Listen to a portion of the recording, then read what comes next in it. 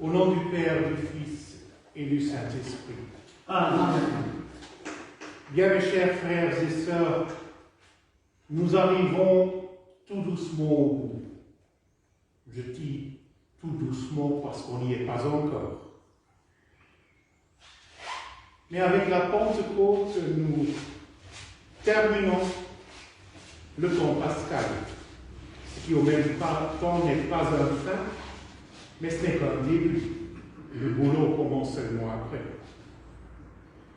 Pendant 40 jours après sa résurrection, Jésus est resté avec ses disciples, comme nous le dit l'Écriture, en les donnant des instructions. J'aurais bien aimé être présent là-bas. Au 40e jour, ce qu'on a célébré il y a une semaine, le jeudi, il est retourné auprès du Père le jour de l'Ascension. Et avant de partir, il avait dit aux disciples de rester à Jérusalem pour recevoir la promesse du Père, l'Esprit Saint, qu'il avait promis. Parce que si on demande à nos jours aux gens ce qu'on célèbre à la Pentecôte, il y en a très peu qui le savent encore. Ils sont tous contents d'avoir un jour de congé en plus.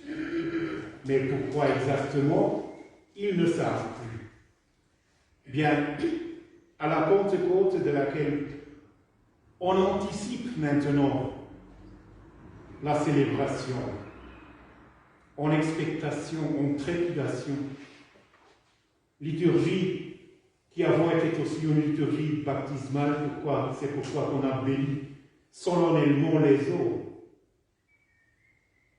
Parce que on célèbre la naissance de l'Église.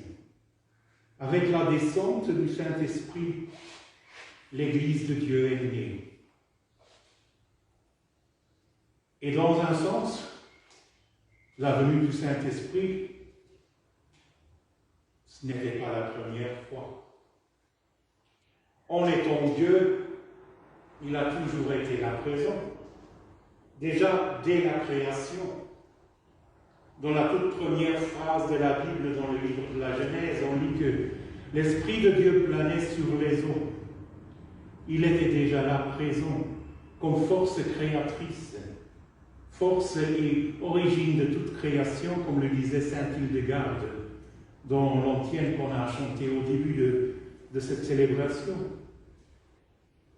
Il a aussi agi dans l'histoire de son peuple, du peuple d'Israël pendant toute son histoire. On a lu le passage peut-être pas très connu du livre des Nombres, que Dieu dit à Moïse de rassembler 70 des anciens d'Israël, des chefs du peuple, et qu'il allait leur donner de son esprit, afin qu'ils pouvaient guider le peuple de Dieu. Même deux d'entre eux qui n'étaient pas là présents à l'Assemblée. On ne sait pas bien pourquoi, le texte ne nous le dit pas. Mais quand il l'a entendu, Josué, qui après sera le successeur de Moïse en tant que chef du peuple d'Israël, il dit tout de suite: ah non, mon Seigneur, il faut les arrêter, hein, ils n'ont pas droit, ils ne sont pas venus. Mais Moïse lui dit: mais calme-toi, mon fils. Je me souhaiterais que tout le peuple de Dieu soit prophète. Et ce vœu de Moïse s'est accompli. Déjà, comme nous avons entendu dans la prophétie de Joël, au dernier jour, dit le Seigneur, je répandrai mon esprit sur toute création, tout homme, femme et enfants, ils prophétiseront. Parce que la venue du Saint-Esprit à la Pentecôte n'est peut-être pas une première, mais c'était une venue tout à fait différente.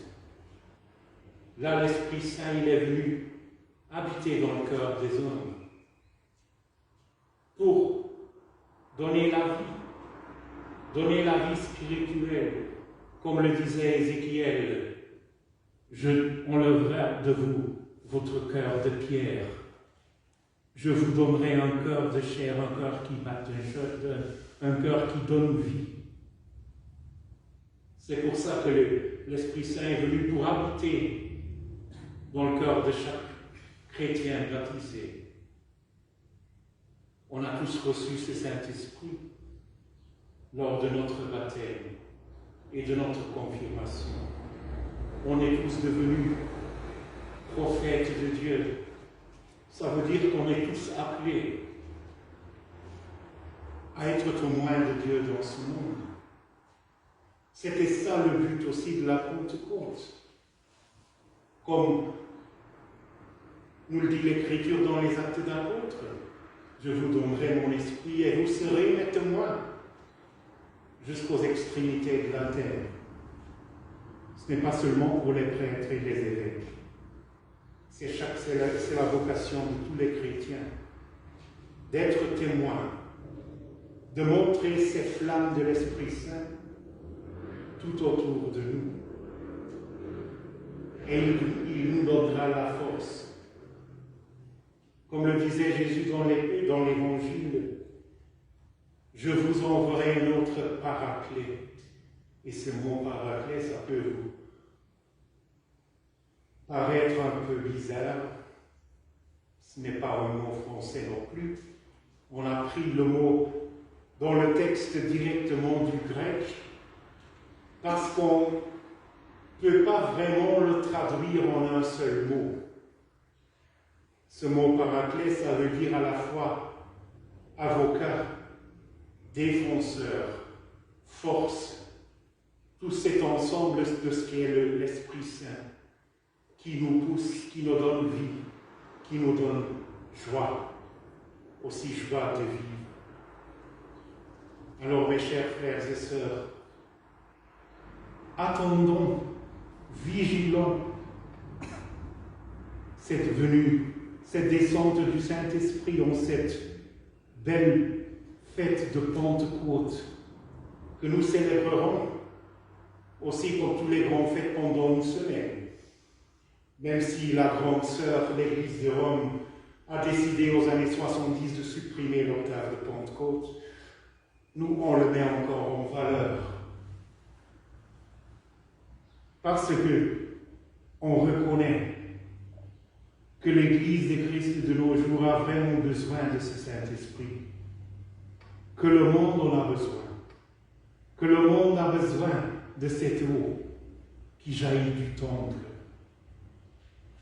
qui jaillit de l'Église, qui jaillit de chaque chrétien, pour donner à boire à ce monde assoiffé, qui cherche un sens de la vie, qui cherche la paix, le bonheur.